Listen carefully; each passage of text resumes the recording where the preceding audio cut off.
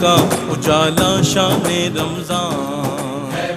ناظرین، عظمت قرآن آج موضوع ہے، بہت خوبصورت موضوع، اور میں یہ سمجھتا ہوں کہ آپ کو بھی گھروں میں جب بھی پڑھیں آپ قرآن کریم کی تلاوت ضرور کریں، لیکن اس کی معرفت ضرور حاصل کریں. آیا قرآن نازل کیوں کیا گیا، اس کا مقصد کیا ہے، اس میں ہمارے لیے میسج کیا ہے. وہ ٹھیک ہے گھر میں خیر و برکت کے لیے رکھیں، آپ دیگر معاملات کے لیے قرآن کی برکتیں حاصل کریں، لیکن اس کے نازل کیے جانے کا اصل مقصد یہ ہے کہ انسان پڑھے، اس پر عمل کرے اور اس کے پیغام کو عام کرے.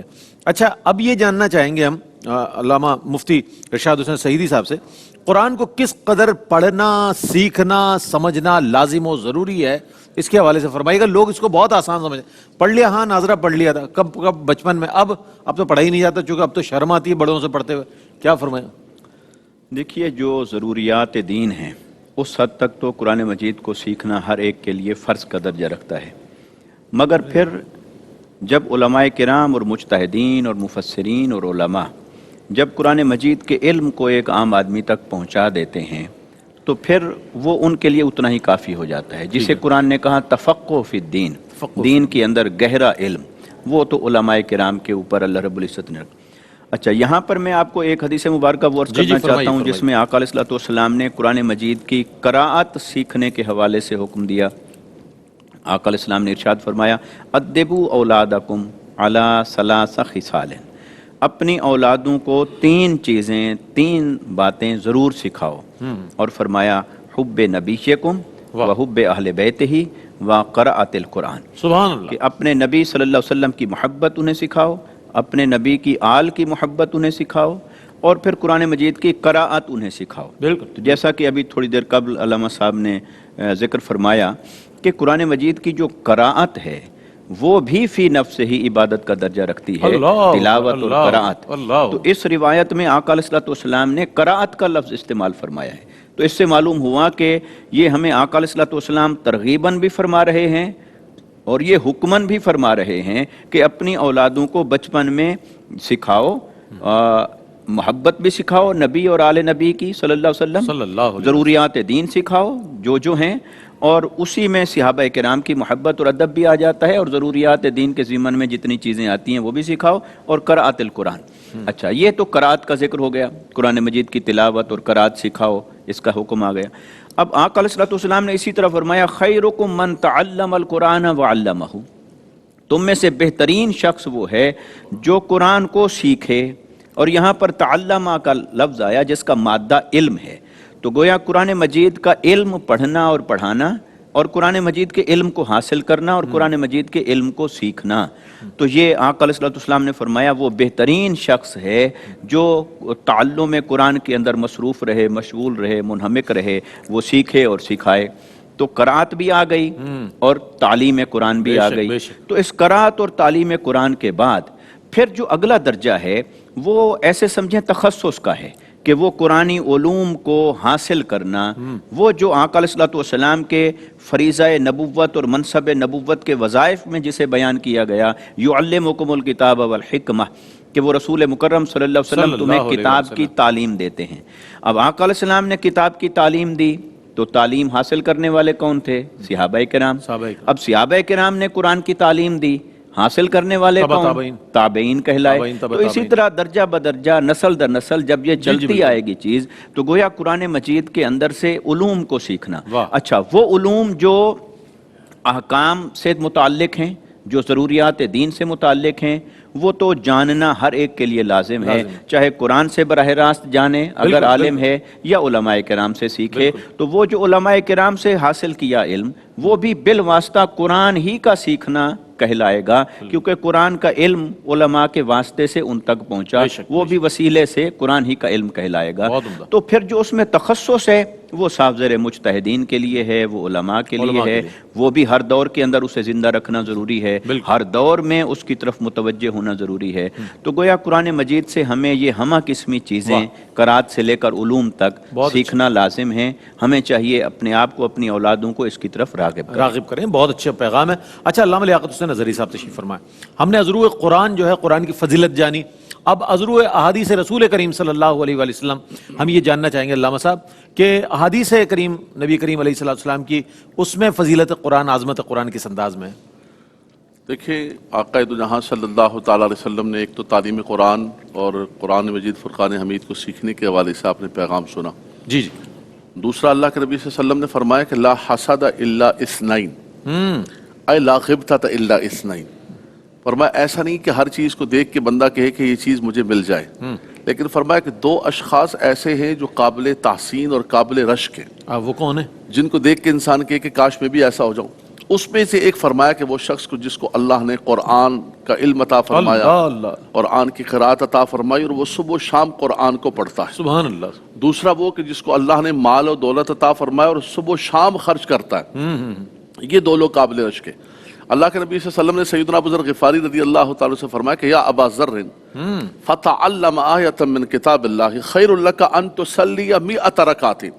فرمایا تو قرآن کی ایک آیت کو سیکھ لے، یہ 100 رکعت نوافل ادا کرنے سے زیادہ افضل ہوگا. آج ہم عوام الناس سے کہیں کہ بھائی آپ نے نوافل ادا کرنے تو ہر ایک تیار ہو جائے گا، بھائی قرآن سیکھنا ہے، بولے نہیں اس کے لیے ٹائم نہیں. نوافل علامہ صاحب شرم آتی ہے اب اتنی عمر میں آگے سیکھے آدمی، یہ بھی ایک بڑی خفت کا ایک لمحہ ہوتا ہے. دیکھیں یہ تو سیکھنے کا مرحلہ تو کبھی بھی ختم نہیں ہوتا. دیکھیں دنیاوی تعلیم کے لیے لوگ کتنی بڑی بڑی عمروں کے اندر جو ہے وہ ڈاکٹریٹ کر رہے ہوتے ہیں اور چیزیں کر رہے ہوتے ہیں. تو فرمایا کہ انسان ہر صورت کے اندر قرآن کو سیکھتا رہے اور قرآن کی طرف متوجہ رہے. آخری بات کروں گا. فرمایا ان اللہ یرفع بہذا الکتاب اقواما ویضع بہ آخرین. فرمایا اس قرآن کے ذریعے اللہ تبارک و تعالیٰ بعض قوموں کو اوج ثریا کا مقام عطا فرماتا ہے، اور جو قرآن سے وابستہ ہو جاتے ہیں، جو قرآن چھوڑ دیتے ہیں، رب تبارک و تعالیٰ انہیں تنزل کے گڑھے کے اندر گرا دیتا ہے کہ وہ زمانے میں معزز تھے مسلمان ہو کر، اور تم ذلیل و خوار بلکہ ہم سب ذلیل و خوار ہوئے تارک قرآن ہو کر. کیا اچھا مختصر اور جامع بات علامہ صاحب نے ارشاد فرمائی. ایک وقفہ ہے، وقفے کے بعد لوٹتے ہیں. یہی موضوع ہے، اسی پر مزید سوالات، بہت ہی خوبصورت سوالات موجود ہیں جن میں بہت سے میسیجز موجود ہیں آپ کے لیے، ہم سب کے لیے. حاضر ہوتے ہیں وقفے کے بعد. جی جناب، عظمت قرآن موضوع ہے رحمت سحر میں، اور بہت ہی خوبصورت اپنے وقی مطالعے کی روشنی میں ہمارے دونوں جو اسکالرز ہیں جوابات عنایت فرما رہے ہیں. میں نے سوال یہ کیا تھا کہ آیا عظمت قرآن ازرو احادیث رسول صلی اللہ علیہ وآلہ وسلم کس انداز میں؟ تو وقفہ آ گیا تھا. میں چاہتا ہوں علامہ لیاقت حسین نظری صاحب اس جواب کو مکمل فرما دیں. دیکھیے رب تبارک و تعالیٰ نے قرآن مجید فرقان حمید میں فرمایا واعتصموا بحبل اللہ جميعا ولا تفرقوا. اللہ کی رسی کو مضبوطی سے تھام لو. اب اللہ کی کون سی رسی ہے؟ کوئی آسمان سے رسی نہیں لٹک رہی. اللہ کے نبی صلی اللہ علیہ وسلم نے حدیث پاک میں اس کی وضاحت فرمائی. فرمایا حبل اللہ ای القرآن. فرمایا یہ قرآن اللہ کی رسی ہے جس کو مضبوطی سے تھامنے کا فرمایا. خطبہ حجۃ الوداع کے اندر بھی اللہ کے نبی صلی اللہ علیہ وسلم نے فرمایا کہ یا ایھا الناس انی ترکت فیکم الثقلین اولہما کتاب اللہ فیہ الہدی والنور. فرمایا کہ میں تمہارے پاس دو ثقیل اور بھاری چیزیں چھوڑ کے جا رہا ہوں. ایک فرمایا میری سنت و حدیث ہے، اس میں پہلا قرآن کا فرمایا. فرمایا اس میں ہدایت بھی ہے، اس میں نور بھی ہے، اس میں سب کچھ ہے. اگر تم اس کا تمسک کرو گے، مضبوطی سے تھام کے رکھو گے تو لن تضلوا، تم کبھی بھی گمراہ نہیں ہوگے. اللہ کے نبی صلی اللہ علیہ وسلم نے فرمایا لا تجعلوا بیوتکم مقابر. اپنے گھروں کو قبرستان نہ بناؤ. فرمایا جس گھر کے اندر قرآن نہیں پڑھا جاتا وہ قبرستان کی طرح. اپنے گھروں کے اندر قرآن پڑھو. لوگ کہتے ہیں برکت نہیں ہے، برکت لوگ کہتے ہیں دعائیں قبول نہیں ہوتی، لوگ کہتے ہیں آسیب ہے، یہ ہے، سایہ ہے، فلاں ہے. بیوتکم مقابر، گھروں کو قبرستان نہ بناؤ. دوسرے مقام پر فرمایا لیس فی جوفہ شیء من القرآن کالبیت الخرب. فرمایا جس سینے کے اندر قرآن نہیں وہ ویران مکان کی طرح ہے، اور جس مکان کے اندر نہیں وہ قبرستان کی طرح ہے. بالکل. فرمایا اگر تم یہ چاہتے ہو کہ رب تبارک و تعالیٰ تمہاری روزیوں میں برکتیں فرمائے تو سورہ واقعہ اپنے گھروں کے اندر پڑھا. سبحان اللہ. من قرأ سورۃ الواقعۃ لم تصبہ فاقۃ ابدا.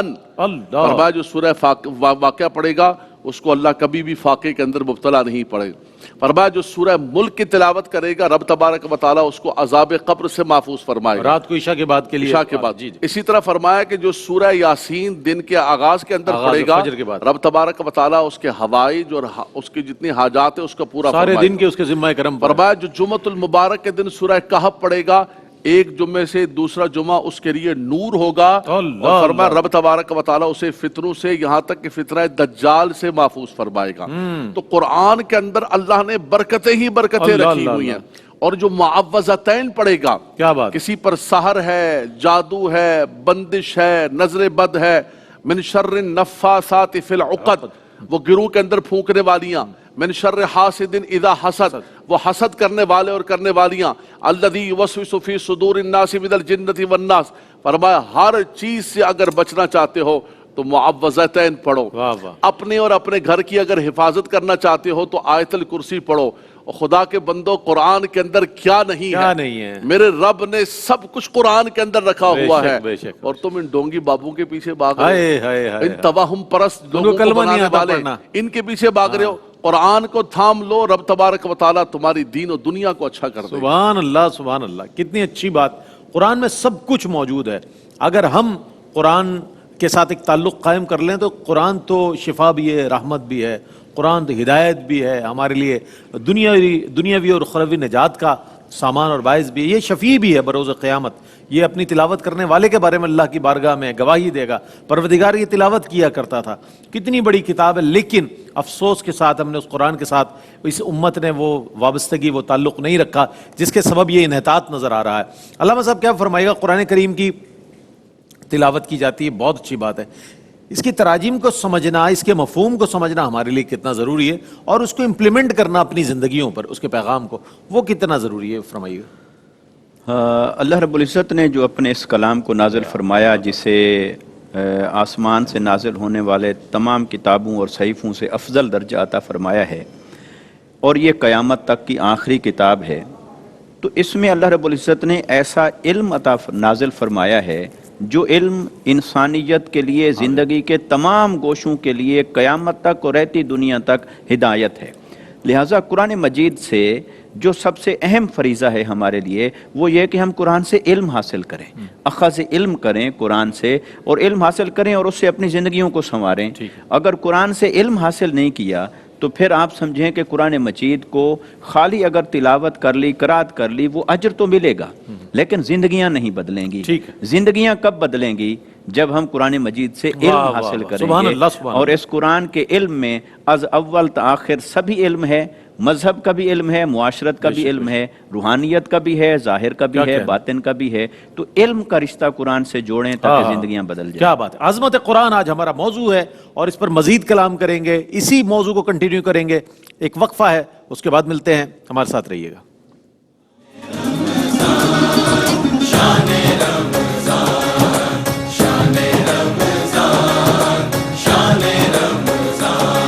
ہے مومنوں کے دل کا اجالا شان رمضان.